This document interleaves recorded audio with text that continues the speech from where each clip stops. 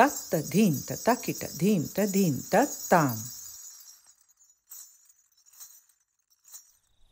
Hello everyone, welcome to my channel. This is Padma, and on this channel I share with you the dance and philosophy from ancient goddess tradition and body-led traditions from my culture, which is India. And today I'm going to share with you actually a guided practice. So I hope you will join me. It's a very simple practice, and I think it will really help you amidst all of the turbulence and the rapid changes that are happening around us in these times. So this is a practice of grounding, connecting to the downward pull of the earth. And this was a very important element in body-led traditions. In yoga it is called apana, but with the change over into the more masculine ways of practicing spirituality, the upward movement of energy became more important than that downward connecting flow. But a body-led approach first and foremost connects to the earth. And just think about it, the earth has tremendous force. She is called Ugra in Indian astrology, and Ugra means ferocious. So we have actually restored her into maternal Mother Earth, and we've made her rather tame, but the earth has tremendous force, and that is what we experience as gravity. Just imagine how much force she has to keep us all tethered to her, even when we are so unaware of her and unaware of our connection to her. But that tethering downward energy is very strong, and what we do is we actually connect to that energy in our body, and that brings about a very different experience and sensation. We call it Shakthi, and the most ancient understanding or meaning of Shakthi is that it's something of the body. So it's not a strength mentally, and it's not about a story, but it is experiencing that connection to the earth as a strength in the body. And again, it's not strength, as in muscular strength, but it is that inner downward energy that somehow connects with that earth's downward pull. And then there is this beautiful energy and sensation of co-creation, so that it's not just a word to say I'm connected to earth, it becomes that sensation.